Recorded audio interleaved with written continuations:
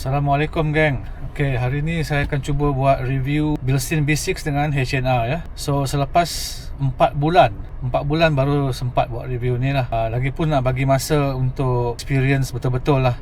Ambil masa untuk try jalan-jalan yang berlainan kan. Jadi masa saya mula pasang B6 dengan H&R ni, masa saya mula-mula keluar daripada kedai Car Rise tu, balik rumah, memang terasa beza lah. Memang firm, tapi kualiti dia memang terasa lah baik.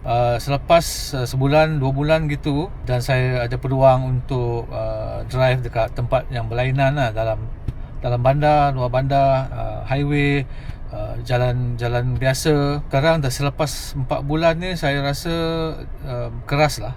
H&R ni keras sangat bagi saya lah. Kalau untuk yang muda tu, umur 20-an, mungkin okey kot. Yang suka enjut-enjut kan bila driving gitu, okey lah kot. Dulu saya pun macam tu. Memang syok lah, seronok bila gitu kan, rasa sport, rasa laju. Tapi dah berumur ni, lain pula. Saya nak comfort. Tapi kita tahulah, comfort dengan performance dia tak boleh bersama-sama kan. Kalau ada satu, yang satu lagi tak ada. So kena compromise lah. Okay, pasal comfort, absorber ni rasa okay.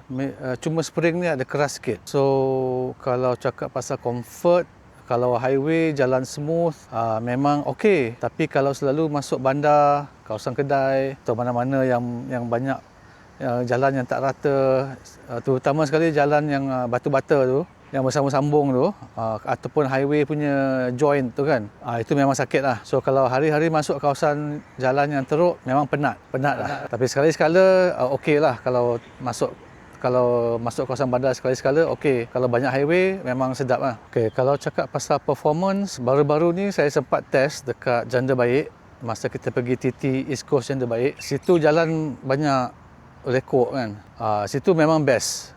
Spring ni tak ada body roll, tayar grip pun bagus. Tapi saya perasan satu, masa tu bawa 4 orang dalam kereta. So saya dengan 3 orang lah, mana lebih kurang dalam 200-250 kilo tambahan berat kepada kereta kan. Bila tambah berat tu, dia punya grip lagi best. Masuk corner memang lekat lah. Tayar pun tak ada bising, tak ada komplain. Masa saya bawa seorang corner kat Bukit Jelutong ni, tayar tu sentiasa komplain, sentiasa ada bunyi. So itu satu yang pelik. Mungkin kereta ni ringan sangat kot, 1200 lebih kilo kan. Mungkin ringan sangat, grip, mechanical grip dia kurang. Tak tahulah, itu teori saya lah. Okey, ini final ride height selepas 4 bulan. So depan turun cantik dalam 1,5 jari. Cuma belakang tak nak turun lah. Belakang ada tinggi sikit, tapi saya rasa dia tak akan turun lagi lah. Ini final ride height. So inilah dia. Yang belakang tinggi daripada depan tu, saya tak tahulah kenapa. Saya dah report dekat budak dekat Car Rise tu. So dia kata dia check dengan Bilstein, tengah tunggu lagi lah, belum ada jawapan. Tapi saya rasa sebab spring ni keras sangat, so saya rasa saya nak tukar balik ke stock spring lah. So saya nak tukar stock spring, nak test 2-3 bulan macam mana perasaan dia. Saya rasa stock spring dengan B6 ni mungkin lagi sedap lah. Confirm lagi sedap. Memang lagi sedap stock spring kan. Sebab sebelum ni kereta ni dia pakai absorber GTI dengan stock spring. Itu memang selesa.